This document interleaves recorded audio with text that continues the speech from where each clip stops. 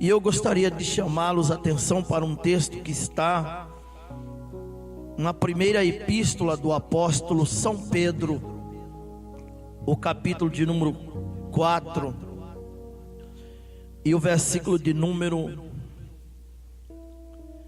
17. Fique em pé, vamos ler esta palavra. Primeira epístola do apóstolo São Pedro, capítulo de número 4, o versículo de número 17.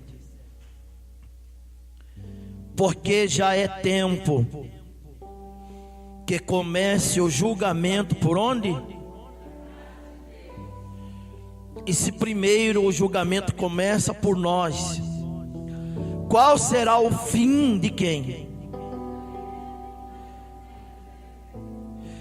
E se o justo apenas se salva, onde aparecerá o ímpio e o pecador? Portanto, também os que padecem segundo a vontade de Deus, encomende-lhes a sua alma como ao fiel Criador, fazendo o bem. Agora nós vamos ler mais um texto em Romanos, epístola do apóstolo São Paulo aos Romanos, um pouquinho mais atrás, o capítulo de número 11.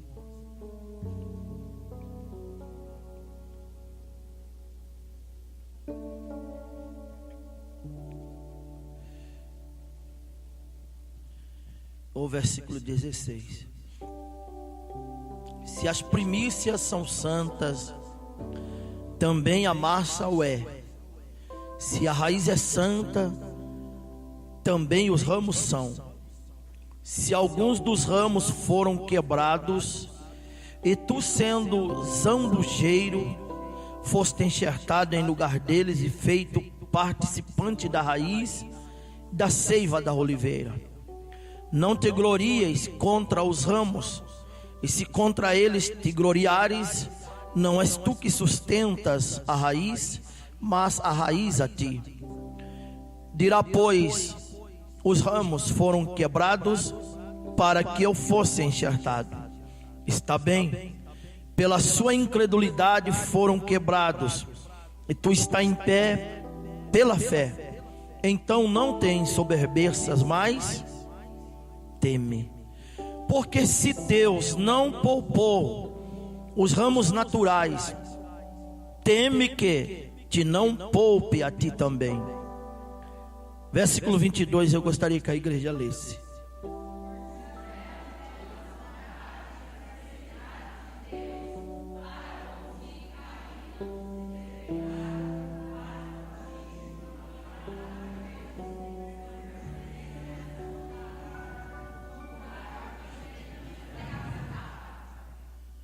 Agora, antes do Apocalipse, nós temos a pequena epístola de Judas, né? Quase nem lida, pouco pregada, mas encontra aí, antes do Apocalipse, logo após a epístola do apóstolo João, Judas não tem capítulo, então só o versículo 5. Mas quero lembrar-vos, como alguém que já uma vez soube isto. O que é que ele quer nos lembrar? Leia aí. Que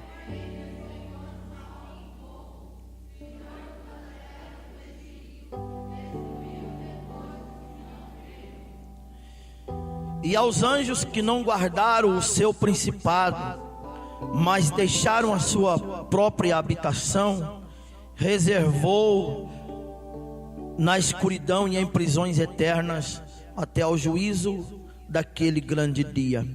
Assim como Sodoma e Gomorra e as cidades circunvizinhas, que havendo se corrompido como aqueles e ido após outra carne, foram postas por exemplo, sofrendo a pena de fogo eterno. E contudo também estes, semelhantemente adormecidos, contaminam a sua carne, e rejeitam a dominação e vituperam as autoridades. Mas o arcanjo Miguel, quando contendia com o diabo, disputava a respeito do corpo de Moisés, não ousou pronunciar juízo de maldição contra ele, mas o que ele disse? Amém. Feche os seus olhos. Pai, estamos diante da tua palavra que acabamos de ler. E se o Senhor não nos der a revelação da tua palavra, nós estaremos aqui perdendo tempo. Mas o teu Espírito Santo, que penetra as profundezas de Deus, ele pode trazer aos nossos corações aquilo que está na tua mente e no teu coração. Estamos abertos para sermos ministrados pela tua palavra, em nome de Jesus. Diga amém. Podeis assentar em nome de Jesus. Glória a Deus. Nós estamos no culto da família. O culto da família é um culto muito importante, é um culto muito sério, é um culto instituído não pela Assembleia de Deus Rompendo de Fé, mas instituído pelo próprio Deus. O culto da família que Deus instituiu pesava muito sobre o chefe da casa, o pai da família, o chefe da tribo. Ele era submetido a um teste ou a um julgamento pela própria família. É que Deus cobrava dele pela casa ou pela família. E nós observamos que isso não mudou. Porque a partir do momento que Deus ele constitui autoridades em qualquer nível da sociedade, a autoridade ela responde diante, daqueles que estão subordinados a elas. E Deus, ele é autoridade, e ele diz que nós também devemos nos submeter a toda e qualquer autoridade. Até diz que a quem muito é dado, muito é cobrado, Quem muito é dado, muito é cobrado. Por isso Josué, ele se posicionou pela sua família diante de um momento crucial da história. E ele reuniu todas as famílias, e ele deu liberdade a cada chefe, ou a cada autoridade, ou a cada pai de família, e disse: vocês têm a liberdade de tomar qualquer decisão com respeito à sua família. Vocês podem fazer uma escolha, vocês estão livres para fazer essa escolha. Porém eu, como pai, como marido, como esposo, como chefe da minha casa, já tomei a decisão pela minha casa. E ele disse assim: eu e a minha casa serviremos ao Senhor. Amados, se nós realmente amamos nossa casa, amamos nossos filhos, amamos nossa família, o que nós estamos fazendo por eles? Eu sempre disse que eu tenho um chamado, um ministério, mas eu tenho no meu coração que se um dia o meu ministério, o meu chamado, ele for prejudicial à minha família, eu desisto do ministério. Quando eu pego as minhas credenciais, eu tenho uma da Convenção Geral, da CGDB, uma da Convenção Estadual, a CEADER. Tenho a credencial do Conselho de Pastor do Brasil, de São Paulo e de Jundiaí. Um punhado assim. Algumas de PVC, outras plastificadas. A de PVC é só dobrar assim que ela quebra e joga no lixo, não vale nada. A credencial, com o cabeçalho da convenção, com o cargo ali intitulado, não vale nada. E eu sempre tenho orado a Deus: Deus, se for para me perder a minha alma, pode me preparar e levar. Se for para me perder um dos meus filhos, que eles sejam salvos da maneira que lhe aprouver. Mas não vale a pena dizer que somos crentes, dizer que estamos na igreja, cantando como cantamos hoje, almejando a volta de Jesus. Não vale a pena a gente estar aqui e dizer que somos abençoados, que somos alegres, que somos felizes, que estamos realizados, se partes da nossa família está sujeito a um julgamento condenatório. Não vale a pena eu dizer que sou pastor, se o meu filho, se a minha filha está longe de Deus. Não vale a pena, porque a minha Bíblia diz: se eu não conseguir salvar a minha casa e ordená-la, eu não sirvo para ser pastor. Eu não sirvo para ser obreiro. Eu não sirvo para estar no púlpito. Eu tenho que salvar a minha casa. Então não vale a pena eu ostentar um título, eu ostentar uma posição. Por que eu estou falando isso? Irmãos, eu viajava muito, eu parei um pouco e fiz agora essa viagem, mas eu fico surpreso com o que vejo, com situações que eu olho assim e digo: isso não é verdade, isso é uma hipocrisia, isso é uma máscara. Alguém ostentando posição porque é pastor de uma grande igreja, não é conveniente para ele manter o cargo, manter a posição, mas vivendo uma mentira concernente à sua casa, concernente à sua família. Eu estava ministrando de manhã na Santa Ceia em Salvador, na sede, igreja do pastor presidente da convenção do estado da Bahia, um grande amigo. E quando foi uma ministração rápida, apenas 15 minutos, porque havia muita programação, apresentação, tanta coisa que foi feita naquela manhã. Participamos da Santa Ceia, um culto alegre, abençoado. E eu já estava saindo, o pastor me esperando, e uma irmã, uma senhora de aproximadamente 60 anos, pouco menos, nessa faixa de idade, me procurou: preciso falar com o senhor. Pois não. Em particular, ela com um cargo na igreja, trabalhando no ciclo de oração, mas vivendo uma vida totalmente fora dos padrões de Deus. E com pranto, com choro, ela disse: pastor, eu ouvi a palavra nesta manhã e eu sei que eu estou indo para o inferno. Eu estou na igreja, eu estou aqui, tenho cargo na igreja, eu trabalho, estou ativa em todos os departamentos, eu trabalho com o ciclo de oração, mas eu estou indo para o inferno, estou em pecado, eu estou vivendo uma vida errada. Então é tempo que comece o julgamento pela casa de Deus. Não, o Brasil está vivendo um momento muito perigoso para a igreja, porque nós temos um movimento de pessoas denominadas crentes ou cristãs, que sobe, que desce, cruzam no meio da rua. Um vai na igreja na ponta da rua de lá, outra na ponta de cá. Um sai de casa e passa em frente de 10 igrejas para chegar na igreja que ele congrega. E nós temos um movimento grande, principalmente nos domingos. Mas será que isso é verdade? Será que esse povo está servindo a Deus? Será que esse povo está interessado em ir para o céu? Será que realmente nós estamos aguardando a volta de Jesus? Será que nós amamos nossa família ao ponto de pagarmos um preço pela salvação delas? E eu estava lendo o Apocalipse hoje e eu fiquei assim estupefado. Disse: Deus tem misericórdia. Quando João escreve: esse aqui é um ai, mas está vindo outro, está vindo mais outro e mais outros. E ele começa a descrever o julgamento de Deus. E ele começa a descrever a ira de Deus. E ele começa a descrever as taças da ira de Deus sendo derramadas sobre a terra. Algumas vai atingir apenas a flora, a fauna, os animais. Outras vão atingir o sol.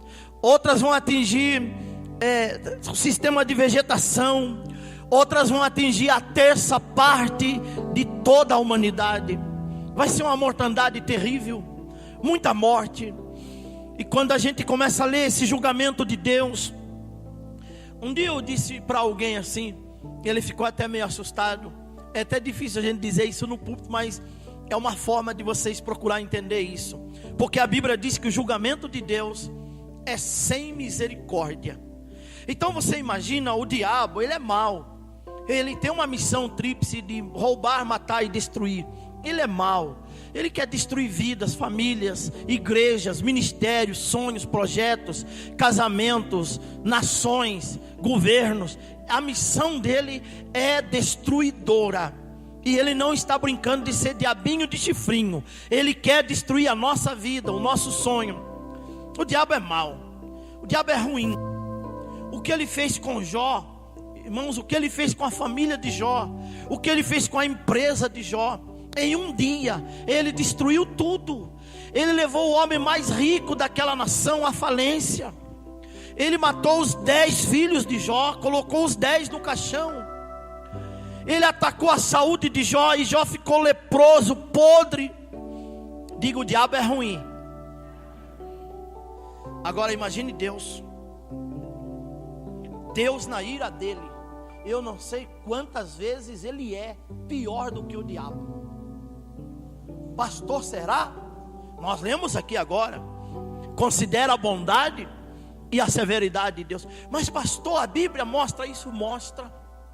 Quando Deus trancou a porta da arca, vocês imaginam quantas pessoas imploraram, chorando e bateram na porta? Você imagine quanta mãe com um bebezinho no colo, a criança inocente, batendo na porta.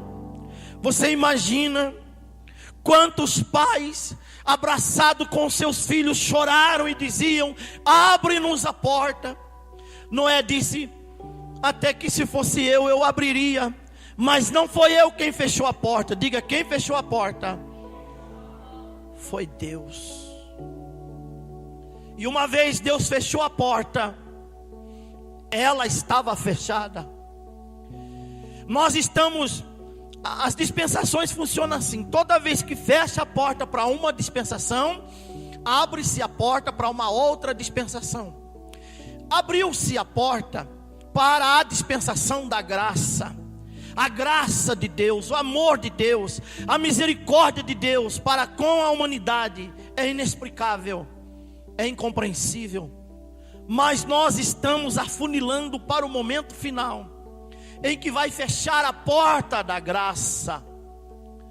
E ao fechar esta porta da graça, nós vamos viver os piores tempos. Nós não, aqueles que forem arrebatados não vão viver. Eu estava conversando com um amigo meu na Bahia, e ele me lembrou de um fato. Ele disse: pastor, eu me lembrei, eu nunca esqueço uma mensagem que o senhor pregou ensinando a igreja. Eu disse: mas que mensagem? Preparando os crentes que não vão subir no arrebatamento. E essa é uma grande verdade. Está na hora de nós, pastores, pregar o evangelho para aqueles que não vão subir no arrebatamento, para aqueles que não estão levando a sério o evangelho, para aqueles que estão vestidos com uma máscara, tentando mostrar que é aquilo que não é. Pregar o evangelho para que eles ainda tenham mais uma chance naquele tempo chamado o tempo da grande tribulação. O tempo em que muitos, a gente olha num domingo como esse, um punhado de cadeira lá amontoada, né? E até que o espaço físico ainda dá, é só dar uma distribuída, ainda dava para colocar, né, pastor Júnior? Todas aquelas cadeiras, se precisar coloca em cima do púlpito. Mas por que estão lá, né? E ainda alguns assentos vazios. Se Jesus voltasse agora e arrebatasse a igreja, não haveria em Jundiaí, no Brasil, igreja para comportar a multidão de pessoas que correriam para a igreja. Não haveria igreja para comportar a multidão de pessoas que estariam de joelhos aqui e gritando: Deus, tem misericórdia, me ajuda. O meu pai foi, a minha mãe também, eu fiquei. E muitos com a Bíblia na mão. Há um tempo de julgamento de Deus para a igreja, mas esse julgamento, ele é para um despertamento, é para acordar, é para despertar a nossa consciência. Nós estamos vivendo um evangelho de adaptação, porque isso é conveniente. Se adapta ao sistema, aquilo que é conveniente, e vamos lá. O evangelho do vale tudo, o evangelho de venha como está e fica como está, o evangelho da competição, quem tem mais, quem movimenta mais, quem batiza mais, quem tem o melhor grupo de louvor, quem prega melhor, quem tem mais conhecimento. É um evangelho, parece de duelo. A gente está se gladiando em meio a um sistema denominado evangélico e perdendo o foco e a visão, que é a volta de Jesus. Se Jesus voltasse agora, você estaria pronto para subir, mas no seu coração você diria: eu vou subir, mas vou subir abraçado com a minha família. Eu vou subir agarrado com meus filhos, com minha filha, com meu pai, com minha mãe. Ou será que eu vou dizer: não me importa, porque meu filho é rebelde, porque minha filha é desobediente, porque não quer nada com Deus? Está na hora, irmão, de nós ser crente de verdade. No início do culto, o pastor Oscar teve que fazer assim, ó.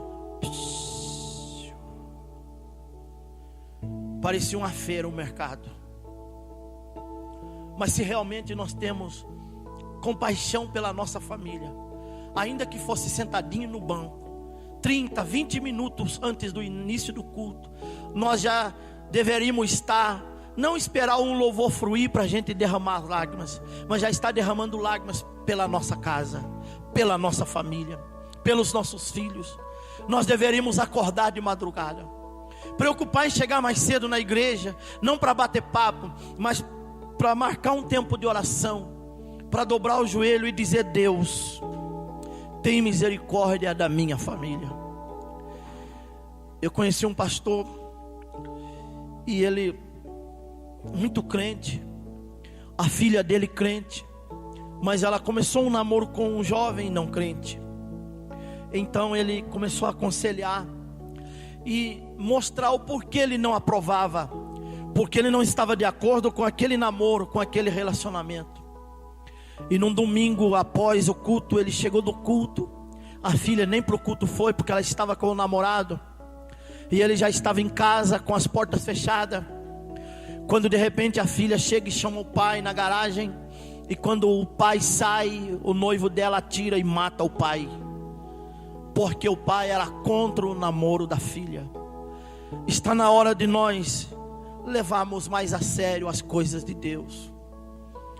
Um culto de família é um culto para nós chegar diante de Deus e dizer: Deus, eu vim hoje lutar pela minha família, clamar pela minha família, chorar pela minha família.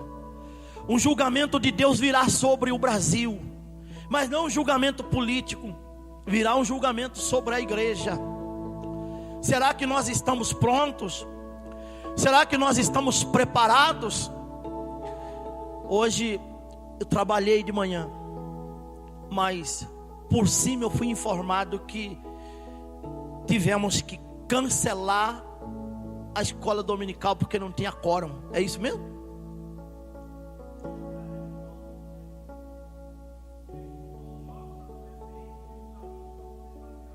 Teve a aula improvisada. Será, irmãos, que nós somos crentes de verdade? Será que vale a pena a gente chegar domingo à noite na igreja e vibrar, saltar de alegria, se nós não estamos valorizando a nossa salvação e quanto menos da nossa família?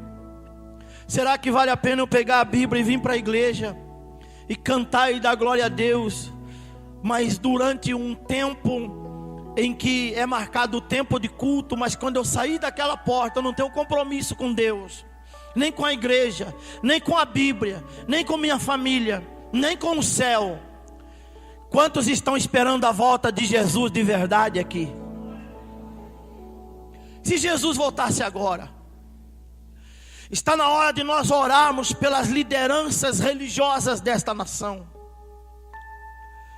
Nós estamos vivendo um grande movimento evangélico no Brasil, mas que não tem compromisso com a palavra. E agora Paulo escreve, estou com a minha Bíblia aberta na segunda epístola do apóstolo São Paulo aos Tessalonicenses. E ele escreve, o texto diz sobre a vinda de Cristo. O tema do livro é a vinda de Cristo. E ele diz: a vinda de Cristo vai ser assim. Um pouquinho antes da vinda de Cristo vai acontecer uma manifestação. Diga, uma manifestação do anticristo. Diga, misericórdia. Mas o anticristo, ele imita Cristo em tudo. Então o texto diz, no capítulo 2 da segunda epístola do apóstolo Paulo aos Tessalonicenses, que antes da vinda de Cristo vai acontecer uma apostasia. E essa apostasia, ela vai manifestar o homem do pecado, o filho da perdição, que é a oposição às coisas de Deus, ao reino de Deus, ao templo de Deus. E essa oposição, ela vai acontecer, mas ela vai acontecer dentro de um limite. O anticristo, ou o espírito do anticristo, ele não vai agir com liberdade. Quem é que marca para o espírito do anticristo até onde ele pode ir? A igreja do arrebatamento, que nela está o Espírito Santo. E Paulo diz, só há um que detém, até que do meio seja tirado. Está no versículo 7. Quem é esse? Diga comigo, o Espírito Santo. Mas o que eu tenho visto, que o Espírito Santo, ele já saiu de muitas igrejas. Que o Espírito Santo, ele já saiu do coração de muita gente que está carregando Bíblia por aí. Que muita gente está falando língua estranha, mais estranha do que estranha, porque não tem nada a ver com o Espírito Santo. Vocês sabiam que agora se fala língua estranha no centro de Macumba? Se fala em línguas estranhas em outros movimentos por aí?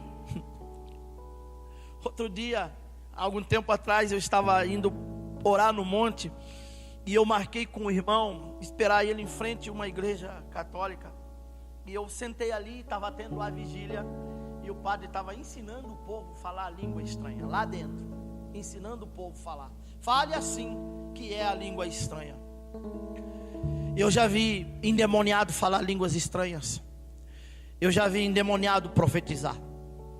Pior, nós estamos vivendo eras de manifestação sobrenaturais, de sinais, de prodígios e de milagres. A minha pergunta é o Espírito Santo?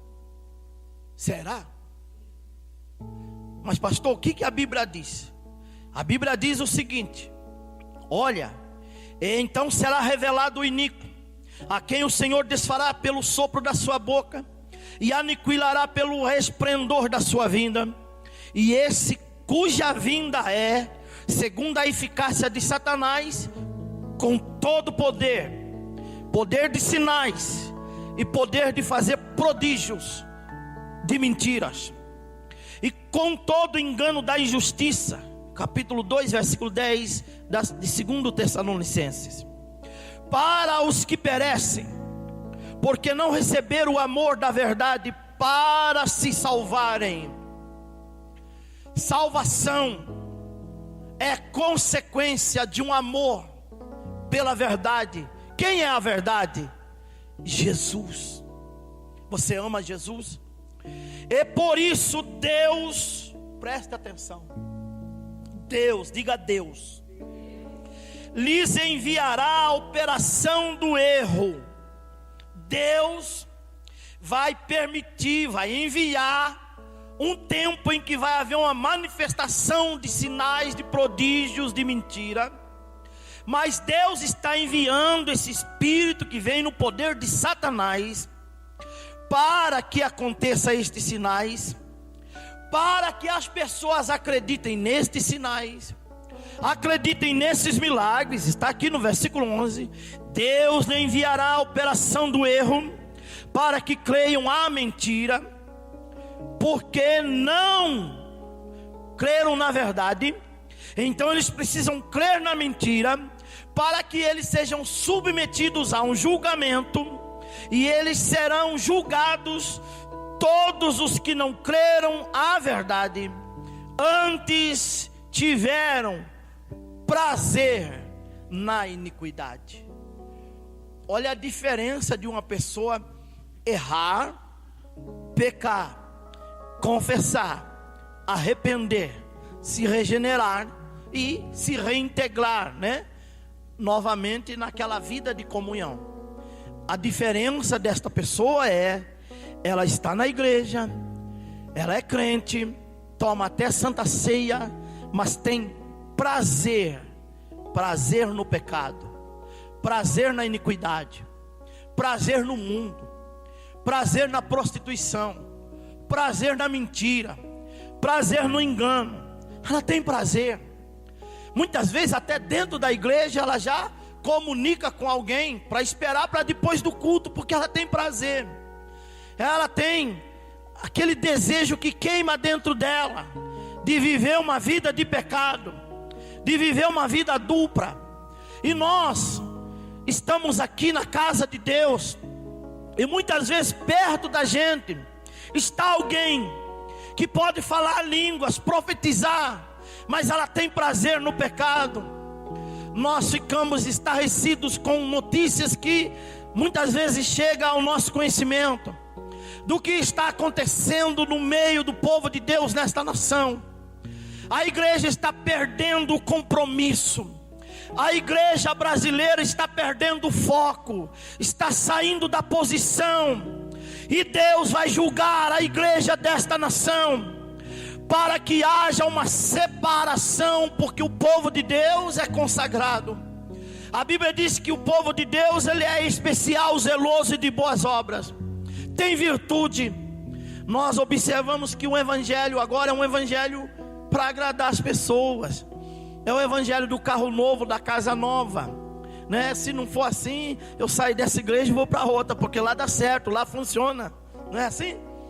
Se Jesus voltar, vale a pena ficar com um carro novo? Se Jesus voltar, vale a pena eu ficar com uma casa nova? Se Jesus voltar, vale a pena eu ficar com muito dinheiro na minha conta bancária? Se Jesus voltar, vale a pena eu dizer que estou satisfeito com uma vida prazerosa de pecado? Pelo menos eu fiquei. Eu até digo que existem pessoas que ela está meio em cima do muro assim, ela nem goza o mundo e nem vai para o céu, vai terminar no inferno. E muitas vezes, eu já falei isso, existem pessoas que deviam desfrutar do mundo. O mundo é bom para a carne, o mundo é bom para quem quer pecar, o mundo é bom para os prazeres, é bom. Mas quem quer ir para o céu precisa acordar, precisa levar a sério isso.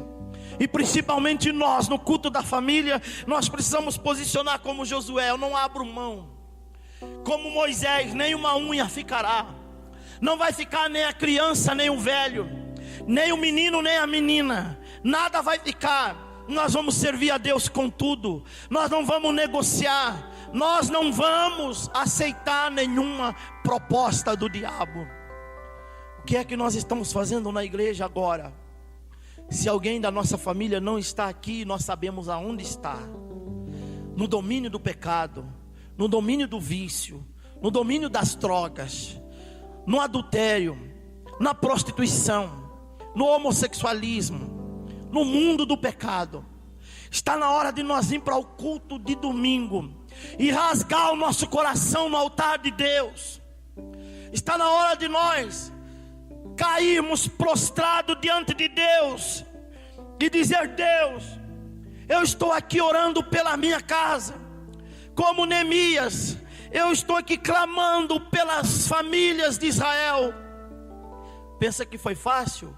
A Bíblia diz que foram 4 meses que Neemias estava chorando, jejuando e orando pela família. E ele podia dizer: eu não estou nem aí com eles, eles pecaram, estão pagando o preço do pecado, estão pagando o preço da desobediência. E essa é a verdade que nós estamos vivendo. Esse é o evangelho que muitos estão pregando. As pessoas estão na igreja, mas desistindo de alguém da sua casa, desistindo de alguém da sua família. E a minha Bíblia diz que se eu não tiver cuidado com alguém da minha família, independente da circunstância, eu sou pior do que o incrédulo. Eu sou pior do que alguém que está no mundo. Eu sou pior do que alguém que está nas drogas. Então eu tenho que olhar para a minha família e eu tenho que fazer qualquer coisa. Eu tenho que resgatar das garras de Satanás, das unhas negras do diabo, alguém que é da minha família, alguém que é da minha casa. Eu tenho que jejuar por ele, eu tenho que orar de madrugada, eu tenho que trazer uma oferta no altar, porque a Bíblia diz que quando nós fazemos uma oferta no altar por alguém da nossa família, esse tal será de Deus. E muitas vezes nós não fazemos isso. Nós desistimos. Sem falar daqueles que ainda amaldiçoa, não presta, não vale nada. E se não tem mais jeito. E se for para mim pregar um evangelho que nem eu acredito nele, não vale a pena. Eu tenho que pregar que tem jeito. Eu tenho que pregar que tem solução. Eu tenho que pregar que eu acredito que o Senhor veio para os piores dos piores. Que Jesus veio, a Bíblia diz, aonde abundou o pecado, superabundou a graça. Eu tenho que acreditar nisso. Deus pode julgar a minha vida. Deus pode julgar a minha casa. Deus pode julgar a minha igreja. Mas esse julgamento, Ele vai nos submeter pessoalmente às nossas atitudes em relação à nossa casa, em relação à nossa família. Está na hora, irmãos, de a gente vir para a igreja para lucrar e não para ter prejuízo, para ganhar e não para perder. Está na hora de nós rever esses conceitos. Eu estava pregando agora na igreja que me levou para pregar na Bahia. Eu preguei em muitas outras, mas aqui me levou, que bancou as minhas despesas. E foi uma mensagem muito difícil, de um julgamento. Pois o pastor me chamou na casa dele e ele começou a conversar comigo a situação da igreja. Mas obreiros dirigindo culto, todo bonito, pregando, mas envolvido no homossexualismo dentro da igreja. A Bíblia diz que que o profano estaria no lugar santo. Nós estamos vivendo isso. Nós estamos vivendo muitas situações que não vale a pena. Não vale a pena. É por isso que Deus precisa julgar a igreja. E Deus vai julgar a igreja. É por isso que muitas pessoas hoje, elas são pessoas que estão migrando de igreja para igreja, de igreja para igreja. O que está acontecendo? É o pastor que é ruim? É a igreja que é ruim? Não tem nenhuma igreja boa e não tem nenhuma igreja ruim. Não tem nenhum pastor bom, mas também não tem nenhum pastor ruim. Bom é Jesus. Um dia disseram para Jesus: o senhor é bom, né? Ele falou: eu não. Está enganado, eu não sou bom não. Bom é só Deus que está no céu. Eu também não sou bom. Jesus, quero encerrar aqui. Ele foi para a igreja, para o templo. Quando ele chegou assim, deu uma olhada, disse: está tudo errado aqui. Isso não pode acontecer. Veja como Jesus é ruim. E os discípulos de Jesus andavam armados. Jesus nunca desarmou eles. E Jesus pegou uma corda e dobrou. E disse: agora o pau vai comer. Jesus olhou para aquele povo que estava lá e disse: vocês vão apanhar agora com a corda dobrada. E eles estavam ali comercializando no templo ou no pátio do templo. E Jesus chega na primeira mesa, Jesus já vira a mesa e diz: qual que é? Agora você vai apanhar. E correu um para um lado, um para o outro. E Jesus foi destruindo aquilo tudo. E todos correram. E Jesus entrou no templo e disse: a minha casa será chamada entre todas as nações do mundo como casa, quem sabe? Diga: casa de oração. O que Jesus estava dizendo? Não vale a pena existir uma igreja se ela não for conhecida como casa de oração. Eu pergunto agora: pastor, não oro não, nem no começo do culto, de joelho dobrado, nem nas reuniões de oração que o pastor faz. De manhã também eu não venho, não levanto cedo. Você está orando na sua casa então? De madrugada você ora pela sua família? Você tem um tempo durante o dia que você para, dobra o joelho, 30 minutos, 1 hora para orar pela sua família? Jesus estava ensinando algo ali. Ele disse: a minha casa será chamada casa de oração. Aí ele estava dizendo assim, porque olha o que aconteceu na sequência, milagres. Porque uma casa de oração, diga comigo, uma casa de oração é uma casa de poder. Quando que uma igreja é poderosa? Quando ela ora. Diga comigo, uma casa de poder é uma casa de milagres. Quando que uma casa é poderosa e é uma casa de milagres? Quando a casa é casa de oração. Pode trazer alguém viciado, que Jesus liberta. Pode trazer doente, que é curado. Pode trazer endemoniado, que Ele cura. Tudo isso nós estamos vendo acontecer aqui. Mas imagine se esta igreja, nós aumentasse, primeiro, o tempo de oração. Segundo, o número de pessoas que oram. Nós poderíamos ver muito mais milagres. E diga comigo, uma casa de milagres é uma casa de perfeito louvor. Por isso o pastor Júnior disse aqui, talvez tem gente que só cantou. Não é verdade? Porque na verdade é isso que acontece nesses movimentos de hoje. Pessoas que estão na igreja, irmão Lindomar, só canta, mas não adora, não louva. Por quê? Porque não tem milagres. Porque ela vem para a igreja, mas ela não tem resultados. Porque ela vem para a igreja, mas ela não vê resposta. Ela não vê situações resolvidas. E eu quero dizer nesta noite, como profeta de Deus, Deus quer fazer isso em nosso meio. Deus quer manifestar de forma sobrenatural. Deus quer nos surpreender por esses dias. Deus quer fazer além daquilo que pedimos ou pensamos. Mas como é que se pede? Diga comigo, orando. Fazei conhecidas diante de Deus todas as suas petições. Como é que Deus toma conhecimento de todas as minhas petições? Orando. E nós observamos que o povo brasileiro não ora mais. Eu fui na vigília.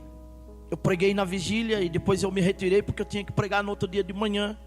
Mas a vigília foi, a Érica ficou lá, acho que amanheceu o dia a vigília. Mas não teve uma hora de oração de joelhos. Não teve uma hora de oração de joelhos. Mas a vigília foi a noite toda.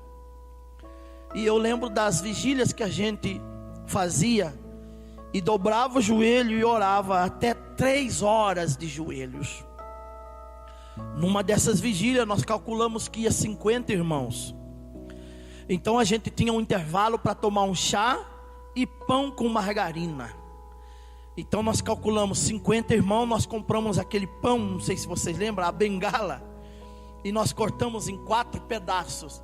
Compramos 50 pães. Vezes 4 pedaços, nós tínhamos 200 pedaços. Era o cálculo nosso. Cada irmão vai comer 3, 4, vai dar certinho para 50. Mas veio mais de 100. Veio mais de 100 naquela vigília. E os obreiros ficaram preocupados, pastor. Mas eu lembro que o pastor disse, irmãos, nós vamos fazer um período de oração. Depois nós vamos ter um intervalo para tomar chá. Era chá mate e pão com margarina. Nós vamos ter um intervalo para tomar o chá. E os pão vinham naquele saco de trigo grande. Então cortaram um pedaço um pouco menor. Passaram a margarina. E parece que foi 4 ou 5 sacos de pães que os obreiros pegou e começou a distribuir. E o povo começou a comer. E crente come, hein? Ainda mais de madrugada na vigília. Mas quando chegou assim, no fundo do saco, não acabou o pão. Todos comeram, e os 4 sacos sobraram tanto no fundo. Porque quando a gente ora, a gente vê milagres. A gente vê o poder de Deus. A gente ia para a vigília dentro de um baú. Os crentes entravam dentro do baú para ir para a vigília. Já entrava cantando e orando. Não precisava chegar na vigília para Jesus batizar com o Espírito Santo. Ele já batizava dentro do baú as pessoas com o Espírito Santo. É tempo que comece o julgamento pela casa de Deus. E se o julgamento começa pela casa de Deus, qual será o fim daqueles que são desobedientes ao Evangelho de Deus? Se o justo apenas se salva, aonde aparecerá o ímpio e o pecador. Se Deus não poupou os ramos naturais, Israel, teme que não poupa a ti também. Considera a bondade e a severidade de Deus. Se os anjos que não ficaram na posição, eles também foram submetidos a um julgamento prévio, e eles estão aguardando o outro julgamento, e eles não serão perdoados. Olha a vantagem que nós temos: os anjos desobedientes não serão perdoados, mas nós ainda dá tempo. Olha para alguém que está do seu lado e diga: ainda dá tempo. Para nós ainda há uma chance. Para nós Deus ainda dá uma oportunidade. Teme que Ele não poupe a ti também. Então vamos lá: bondade e severidade de Deus. Na arca Deus não poupou ninguém, mas em Sodoma e Gomorra e mais algumas cidades adjacentes. Você imagine, naquele dia sai Ló e a sua família, sai quase que obrigado, amarrado, arrastado, porque a ordem era: escapa-te por tua vida. Eles tinham só que obedecer. Não olhe para trás. Ela olhou e se transformou numa estátua de sal. Mas Sodoma e Gomorra estava debaixo de um julgamento de Deus. Não escapou nem a galinha nem o cachorrinho, mas não escapou o bebezinho, não escapou a criancinha, o adolescente, o jovem, ninguém. Toda aquela cidade foi transformada em cinza, porque era um julgamento de Deus. A tenda de Acã, Moisés fez um culto e disse para a igreja: haverá um julgamento de Deus na tenda de Acã. Todo mundo assustou. O que Moisés está falando? Ele era o pastor da igreja. Ele disse: gente, vocês vão ver um julgamento hoje que vocês nunca viram em todas as suas vidas. É muito sério o julgamento de Deus. E Moisés disse: todos vocês vão ter que afastar, fique longe da casa dele. Ninguém tenha compaixão dele. Não tente tirar o filhinho dele, não tente tirar o bebezinho, o cachorro, o gato, não. Todo mundo longe da casa dele, porque vocês vão ver o que vocês nunca viram. E quando todo mundo obedeceu e saiu longe daquela casa, eles ficaram assistindo. Desceu fogo do céu naquela casa, abriu um buraco na terra, engoliu a casa, com os animais, com os filhos, com as filhas, com as crianças, e o fogo junto, queimando tudo, e a terra engoliu eles vivos. Considera, pois, a bondade e a severidade de Deus. Está na hora da gente parar de brincar de ser crente, de parar de brincar com as coisas de Deus, e nos preparar para o momento final, a reta final da igreja, o arrebatamento e a volta do Senhor Jesus Cristo. Está na hora de nós levarmos a sério a nossa salvação e lutarmos e agarrarmos com Deus pela salvação da nossa casa, pela salvação da nossa família. Vocês não imaginam a luta que eu já tive para salvar minha casa, minha família, meus filhos, meu casamento, porque o diabo sempre tentou nos destruir. Pastor Júnior é uma bênção de Deus, mas ele é vivo por milagres de Deus, porque vocês não imaginam quantas vezes o diabo tentou matá-lo. De vez em quando ele conta meio por cima, mas se ele contar o testemunho dele aqui, o diabo já chegou a falar no ouvido dele: sai fora dessa igreja. Eu estava no púlpito pregando: sai fora, o que você está fazendo aí? E ele saiu e andou mais de 1 quilômetro longe da igreja. E sabe para onde ele estava indo? Para onde, Júnior? Lembra? O diabo falou: vai para a igreja católica. A igreja estava na mesma avenida, a quase 2 quilômetros de distância, e ele estava já quase chegando lá na igreja católica. O inimigo, irmãos, você talvez não está percebendo que ele está tentando, enquanto você está aqui agora, ele está tentando atacar nesse exato momento alguém da sua casa, alguém da sua família.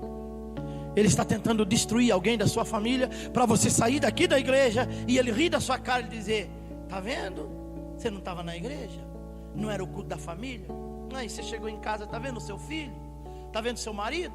Está vendo sua filha? Está vendo seu pai? Está vendo sua mãe? Olha o que está acontecendo. E aí ele vai tentar colocar dúvida no nosso coração e fazer a gente duvidar da palavra de Deus. Mas é de nossa responsabilidade. Nós temos um compromisso diante de Deus, com a nossa casa, com a nossa família, com os nossos filhos.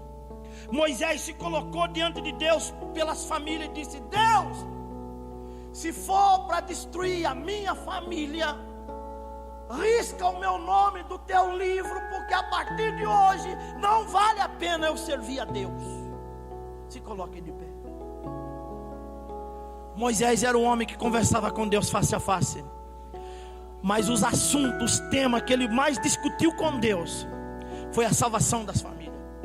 Deus disse: não, Moisés, não é bem assim. Eu mato todas essas famílias, eu pego só você, com você eu começo outras famílias e vai dar tudo certo. Moisés disse: não, assim não, Deus. Eu quero a salvação dessas famílias. Eu quero a salvação desses homens, dessas mulheres, desses jovens. Quantos nesta noite quer vir no altar por alguém da sua casa, por alguém da sua família? Venha depressa. Eu quero orar com você. Pastor, tem alguém na minha família que está debaixo do jugo de Satanás, está debaixo de cadeias satânicas, de prisões demoníacas, de vícios, de drogas, de crimes, de pecados. Amados, se cada um de nós ganhasse um da nossa casa, da nossa família, nem o salão dava mais, quanto mais aquelas cadeiras, nem o salão dava mais. Se cada um de nós ganhasse um da nossa família. Mas eu quero profetizar que Deus vai tocar em alguém da sua casa agora. Deus vai alcançar alguém da sua família hoje, nesta noite. O pastor Júnior disse: Deus vai fazer coisas grandes hoje.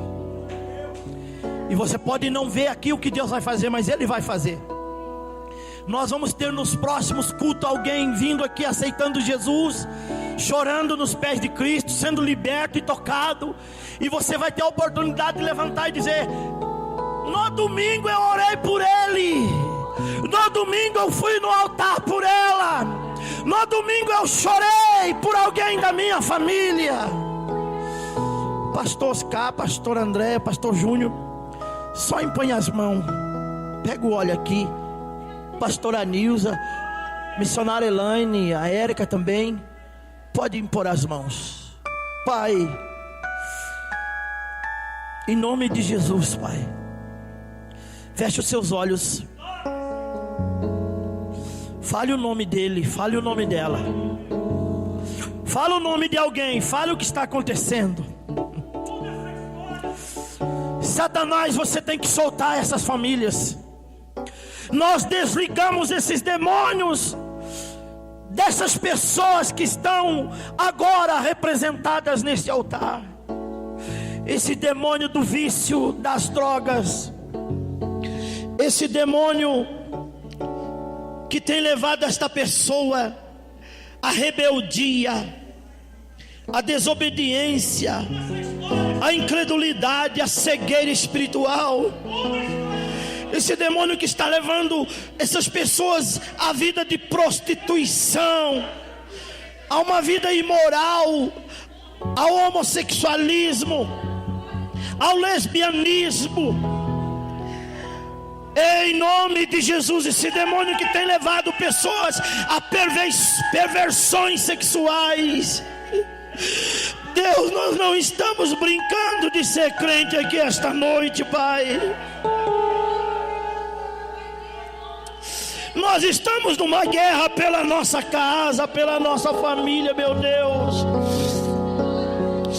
Eu dobro meus joelhos neste altar. Eu invoco o Deus de Israel, Amará Socandalaias. Quebra essas cadeias, Jesus. Quebra essas cadeias, Mandionabrai Juclamaia. Liberta esse jovem. Liberta esta jovem. Liberta esse homem, essa mulher. Toca agora, Senhor. Aonde estiver esta pessoa, ela é tocada, ela é alcançada pelo teu poder, Jesus. As lágrimas que estão sendo derramadas nesse altar, oh meu Deus e meu Pai, atende o gemido desse coração, atende o gemido do coração desse pai, dessa mãe. Oh meu Deus, vem, Senhor, em socorro das famílias. Vem em socorro das nossas famílias, Pai.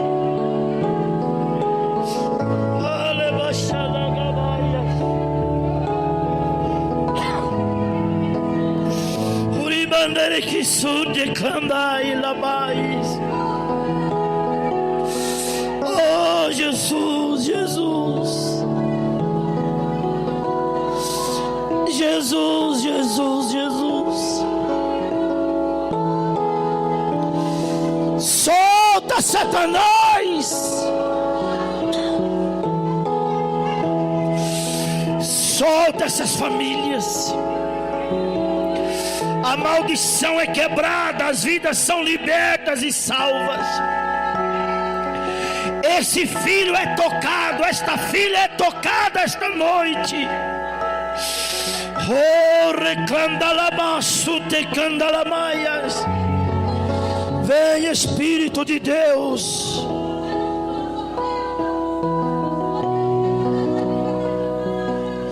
Tu já sarou corações esta noite. Feridas que aconteceram na família, feridas que aconteceram no relacionamento dentro de casa,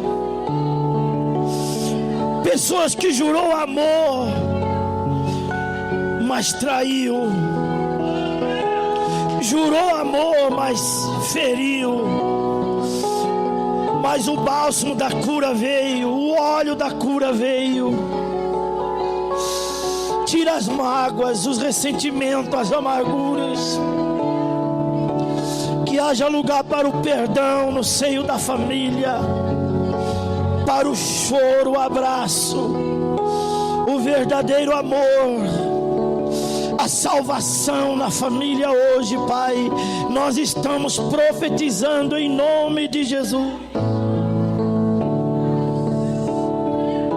Em nome de Jesus. Deus não te deu uma família para ser destruída, para ir para o inferno. Deus não fez você carregar no ventre 9 meses para perder para o diabo, para as drogas, para o vício, para o pecado. Deus não te deu um casamento para durar uma temporada. Não. Deus não te deu uma família para ser destruída. Eu e minha casa serviremos ao Senhor. Você pode reproduzir essa frase. Satanás precisa ouvir isso. Diga mais uma vez: eu e minha casa serviremos ao Senhor.